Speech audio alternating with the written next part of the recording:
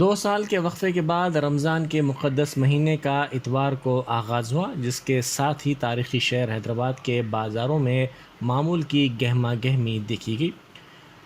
Covid سے متعلق پابندیاں اب نہیں رہیں۔ ہفتے کو چاند نظر آنے کے ساتھ ہی عوام میں جوش و خروش دیکھا گیا اور اتوار کو پہلا روزہ رکھا گیا۔ عشاء کی نماز کے بعد مساجد میں تراویح کا اہتمام کیا گیا۔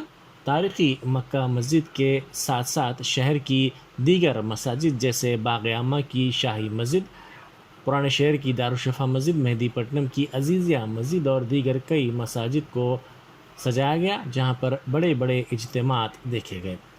گزشتہ سال کووڈ سے متعلق پابندیاں عائد کی گئی تھیں۔ تلنگانہ میں وبائی امراض کے پھیلاؤ کو روکنے کے لیے لاک ڈاؤن بھی نافذ کر دیا گیا تھا، تاہم اس سال ایسی صورتحال نہیں رہی، جس کے بعد گزشتہ 2 سال سے پہلے والی صورتحال اس سال نظر آ رہی ہے۔ السلام علیکم رحمۃ اللہ وبرکاتہ۔ بہت خوشی کی بات ہے آج رہا ہے ہمارا۔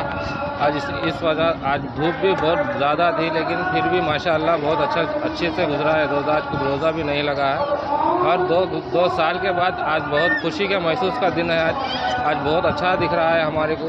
2 سال کے بعد ہمارے کو مکہ مسجد میں آنے کا موقع ملا ہے اور آج ہمارے اسپیشل ڈے ہے کہ میرے بیٹے کا آج پہلا روزہ ہے اور آج ہم اسی کی دعوت بھی یہیں پر گزارے، آگے روزہ رکھے کرے ہم۔